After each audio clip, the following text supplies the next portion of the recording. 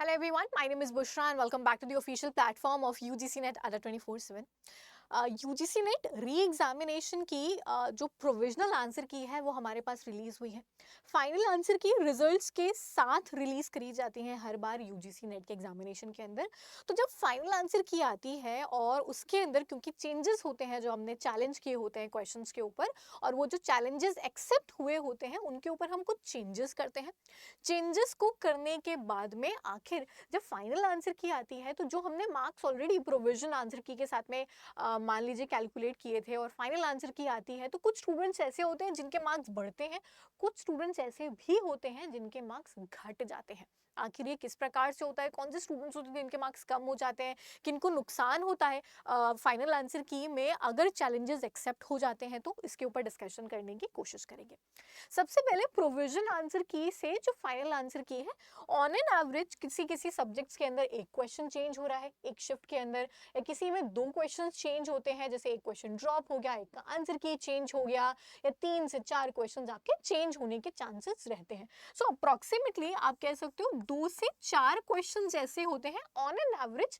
It might be possible कि आपके subject में एक ही क्वेश्चन चेंज हो रहा हो या एक भी ना चेंज हो रहा हो, या 2 3 4 क्वेश्चन चेंज हो रहे हो आपके पर्टिकुलर सब्जेक्ट के अंदर, वो वेरी करता है सब्जेक्ट टू सब्जेक्ट। अब जब let's say for an example provisional answer की के हिसाब से आपके 92 क्वेश्चन सही हो रहे थे, एग्जाम्पल मान लीजिए, और इस सब्जेक्ट में 2 क्वेश्चंस की आंसर की चेंज हुई मान लो।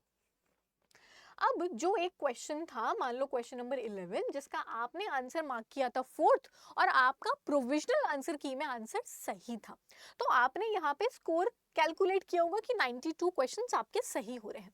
फाइनल आंसर की में अगर इस वाले क्वेश्चन का ऑप्शन 4 से चेंज करके 3 कर दिया गया, अब क्या होगा, आपके जो 92 क्वेश्चंस गलत सही हो रहे थे अब वो 91 हो जाएंगे।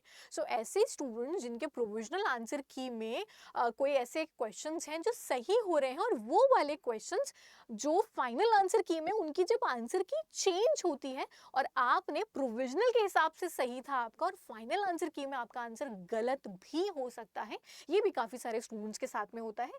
तब उस सिचुएशन में फाइनल आंसर की के हिसाब से या फाइनल रिजल्ट्स के अंदर जो आपके मार्क्स हैं वो कम हो जाते हैं, ठीक है, जो ओवरऑल मार्क्स आपने प्रोविजनल के हिसाब से कैलकुलेट किए थे। तो जरूरी नहीं है कि जब फाइनल आंसर की आती है, चैलेंज एक्सेप्ट होता है, तो सबके मार्क्स इंक्रीज होते हैं। कुछ स्टूडेंट्स के मार्क्स घट भी जाते हैं जिनके प्रोविजनल के हिसाब से सही है, फाइनल के हिसाब से गलत हो गया।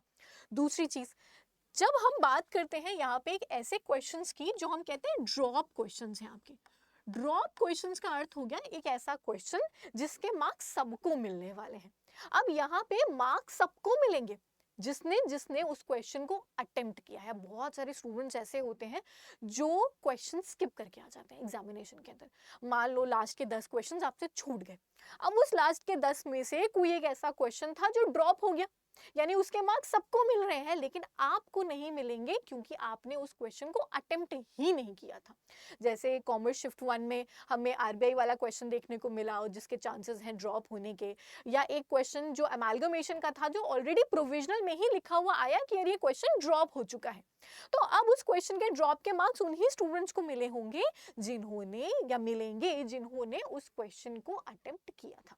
तो अगर मुद्दे पे आते हैं कि क्या कम हो सकते हैं आपके मार्क्स, तो डेफिनेटली अगर प्रोविजनल आंसर की के हिसाब से आपका कोई आंसर सही है और वो वाला क्वेश्चन चैलेंज हुआ है जिसका आंसर आपका प्रोविजनल के हिसाब से सही था लेकिन फाइनल में चैलेंज एक्सेप्ट होने के बाद उसका आंसर चेंज हो गया, तो आपके मार्क्स यहाँ पे कम हो सकते हैं।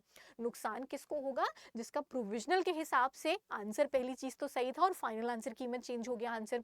दूसरा नुकसान उन स्टूडेंट्स को है जिनको ड्रॉप क्वेश्चंस के मार्क्स नहीं मिलेंगे अगर आपने उस क्वेश्चन को अपने पेपर में अटेम्प्ट ही नहीं किया हो, तो उन स्टूडेंट्स को मार्क्स नहीं मिलने वाले हैं ड्रॉप क्वेश्चंस के।